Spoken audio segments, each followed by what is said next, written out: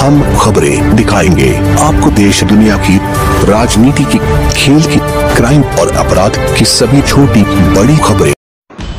स्वागत आहे आपल्या संविधान न्यूज मध्ये। भारतीय नागरिक सुरक्षा संहितामध्ये 531 कलम आहे। त्यापूर्वी असणाऱ्या CRPC मध्ये 484 कलम होते। BNSS मध्ये एकूण 177 तरतुदी आहेत। त्यात 9 कलमासोबत 39 उपकलमे वाढवली आहेत।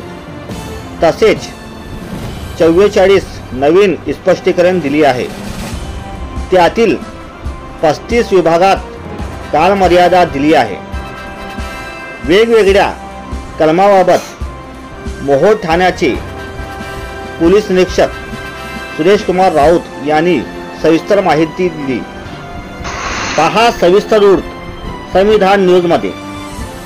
ताजा अपडेटसाठी आपल्या हक्काचं संविधान न्यूज चॅनलला लाईक करा, सबस्क्राइब करा, शेअर करा आणि बेल आयकॉन दाबायला विसरू नका। धन्यवाद। मी आपल्या न्यूज मध्ये असतं त्याच्यात काय नाव आहे अगोदरचं भारतीय दंडविधान होतं, आता भारतीय न्याय संहिता नाव झालं आहे। आपल्याकडे जे अगोदर विनयभंगाचा गुन्हा 354 कलम होतं IPC मध्ये, ते आता भारतीय न्याय संहितेमध्ये 74 नंबर आहे आणि 354 नसणारे आता 74।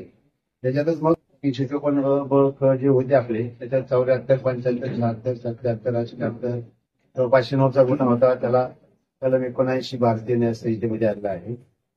स्त्रियांविरुद्धचे जे अपराध आहेत बलात्काराचे वगैरे आपण 376 वगैरे होते ते 64 कलम 64 मध्ये आहे। 376 कलम 64 मध्ये आहे। 64(1)(2) त्याच्यामध्ये 65(1)(2) अशा पद्धतीचे ते अपराध 64 ते 69 पर्यंत बलात्काराचे गुन्हे संदर्भातले आहे।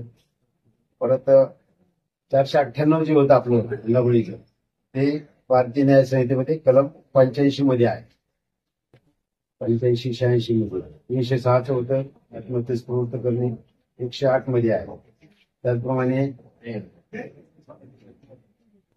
363 आपण किडनॅपिंग वगैरेचे गुन्हे दाखल करायचो ते कलम 137 मध्ये आहे। 363 ऐवजी 137।